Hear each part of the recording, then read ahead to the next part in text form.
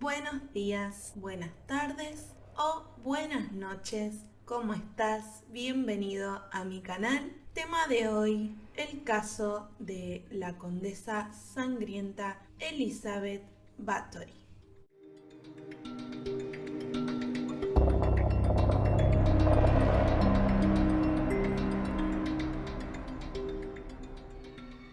Vamos a comenzar a hablar un poquito de quién era Elizabeth Bathory. Tenemos algo de información al respecto, pero tengan en cuenta que esto pasó hace muchos años y se considera una de las figuras más infames de la historia y más perversas también. Su nombre era Erzsébet, pero su traducción para nosotros va a ser Elizabeth, por lo tanto la nombraremos así de ahora en adelante. Elizabeth nació el 7 de agosto de 1560 en una de las familias nobles más prominentes y adineradas de Transilvania. Sus padres eran los condes Ana y Jorge Bathory, quienes eran primos, algo bastante normal en esa época, que la nobleza se casara entre familiares, especialmente primos, para no esparcir la sangre azul hacia otras familias. La familia de Elizabeth tenía muchas propiedades y mucha influencia política en la época. Uno de sus primos era el príncipe de Transilvania y luego se convirtió en el rey de Polonia. Elizabeth, desde que era muy pequeña, era extremadamente inteligente, muy bien educada, dominaba varios idiomas, que tampoco era algo común en la época. Muchos hombres ni siquiera podían deletrear ni escribir correctamente. Por lo tanto, que una mujer fuera tan inteligente en esa época era algo muy asombroso para la gente. Además, las mujeres no solían sobrepasar en educación a los hombres.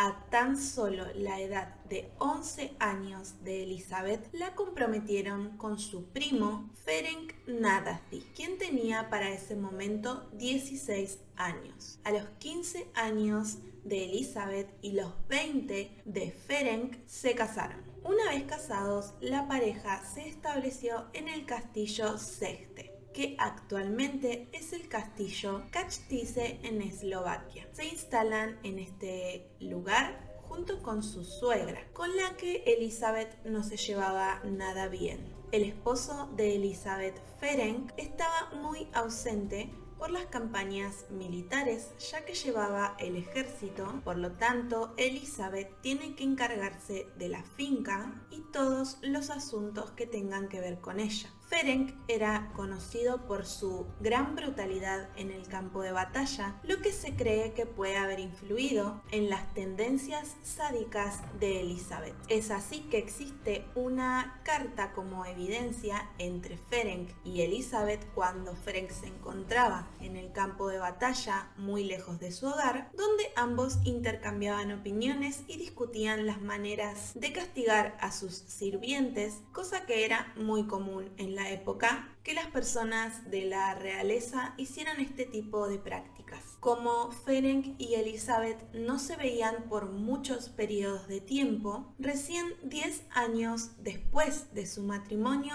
tuvieron a su primer hija Ana, luego a Úrsula, Catalina y por último Pablo, su único hijo varón. En 1604, Ferenc fallece por problemas cardíacos, aparentemente, luego de una batalla, y Elizabeth queda viuda a sus 44 años. Es para ese entonces que Elizabeth se queda sin ejército militar, por lo tanto queda sin protección propia ni para sus propiedades. Se encontraba envuelta en muchos conflictos políticos y estaba vulnerable y desprotegida. Es por esta época que comienzan a escucharse muchos rumores sobre Elizabeth de que algo muy siniestro estaba ocurriendo en su castillo.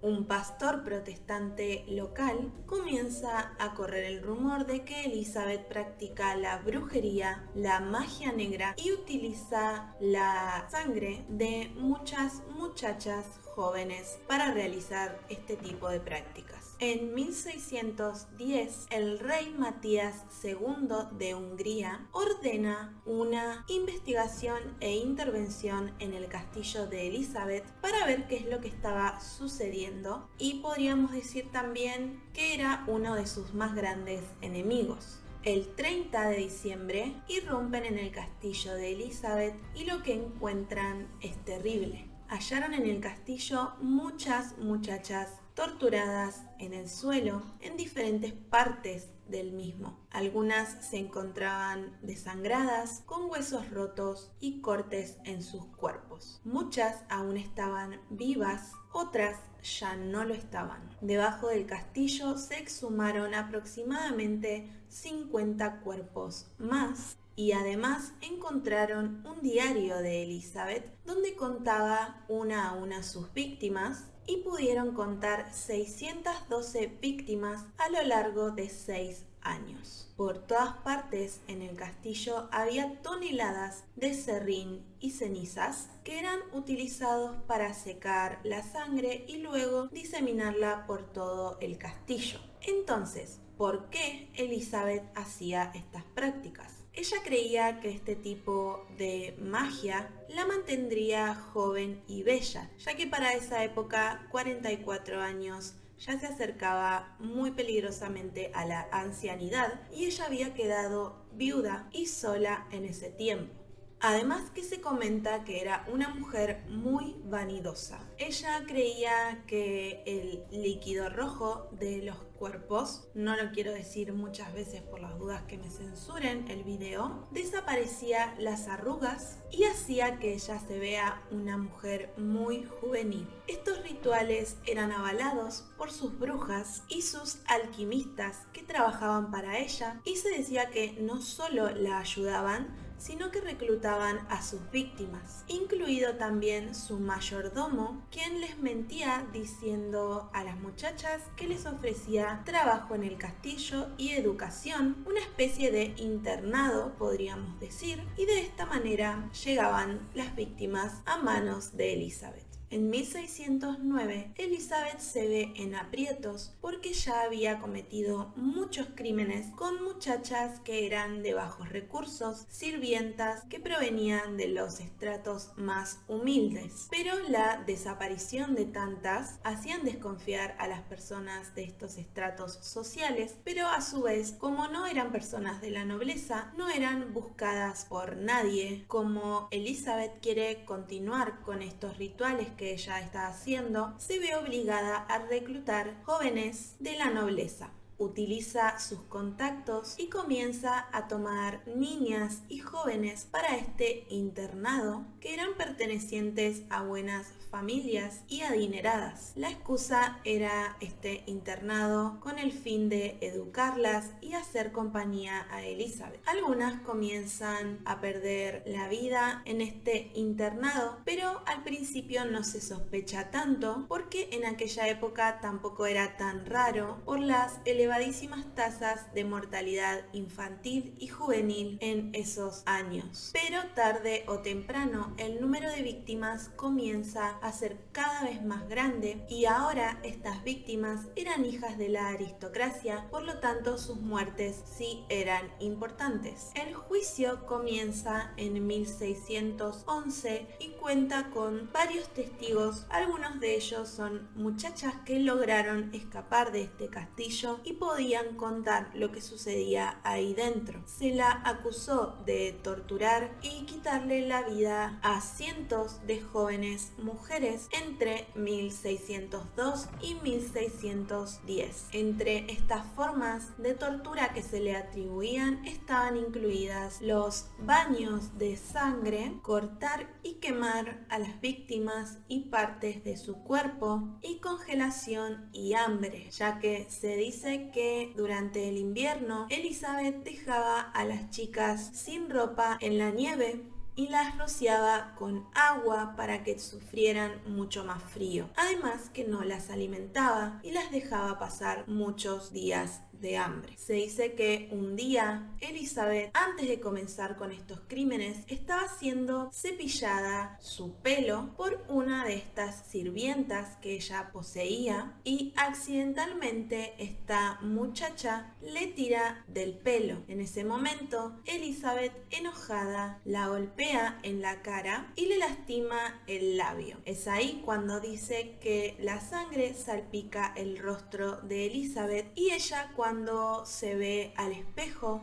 dice que las arrugas instantáneamente desaparecieron. Ella se encuentra muy interesada por esto, por lo que va a sus brujas y sus alquimistas que trabajaban para ella, y los mismos le explican cómo hacer este tipo de rituales y comienzan a ayudarla a reclutar las víctimas junto con su mayordomo. Durante su juicio en 1611, Elizabeth no se presentó, pero sus colaboradores, las brujas, los alquimistas y su mayordomo fueron ejecutados. Elizabeth, debido a su nobleza y a sus altos cargos, no sufrió el mismo destino que sus cómplices. Juan Ujbari era el mayordomo, quien testificó que en su presencia hubo al menos 37 víctimas mujeres, jóvenes, solteras de entre 11 y 27 años. A 6 de ellas las había reclutado personalmente él para trabajar en el castillo. Igualmente, la acusación se centró en las mujeres que pertenecían a la nobleza, ya que las víctimas que pertenecían a los estratos humildes no eran tan importantes para ellos en la época. En la sentencia, todos fueron declarados culpables, tanto los cómplices como Elizabeth, algunos de brujería, de asesinato y de cooperación. Elizabeth fue confinada en su castillo, donde fue encerrada en una habitación que no poseía ventanas, solo una rendija en la puerta para pasarle comida y que entrara un poco de aire. Elizabeth Bathory fallece en su confinamiento, encontrada por uno de los guardias el 21 de agosto de 1614 a sus 54 años, por lo que había pasado tan solo 4 años en confinamiento. Algunos historiadores creen que las acusaciones contra Elizabeth Bathory no fueron reales, sino que formaban parte de una conspiración política para despojarla de sus tierras y sus riquezas, ya que, como les comenté anteriormente, poseía muchos enemigos interesados en sus posesiones. Igualmente, muchos psicólogos, psiquiatras y neurólogos estuvieron durante años y continúan muy interesados en este caso, ya que se cree que Elizabeth es una de las mentes más perversas de la historia. La consideran una figura fascinante y a la vez aterradora. Hasta acá la historia de Elizabeth Bathory. Espero que les haya interesado este caso. Es de hace muchos años, lo que es algo que a mí siempre me interesa, ver cómo se tratan los casos sin tantas posibilidades de reclutar pruebas. Al contrario, que es lo que sucede hoy en día, es más fácil con la tecnología, aunque aún así muchas veces la tecnología no es utilizada ni correctamente o ni siquiera es utilizada en sí en muchos casos, lo que podría ayudar muchísimo a aprovechar estos nuevos recursos que tenemos en la actualidad. Lamentablemente, el caso de Elizabeth nunca se sabrá si fue verdad, si fue una conspiración, pero se dice que las pruebas que ellos tenían en contra de Elizabeth solo se basaban en testigos, los cuales en algunos casos habrían sido torturados para declarar en contra de ella. Bueno, chicos, hasta acá llegamos con la historia de hoy. Muchas gracias por acompañarme hoy. Te agradecería si te suscribís, das like y comentás en este video qué es lo que te pareció, si conocías el caso de Elizabeth y qué pensás al respecto. ¿Cuál teoría crees que es la real? ¿Crees que ella fue una mente tan perversa como la que les acabo de contar? ¿O todo fue una conspiración en contra de la pobre mujer que había quedado desprotegida y vulnerable frente a otros hombres de la nobleza? Nos vemos pronto en un siguiente video. Bye bye.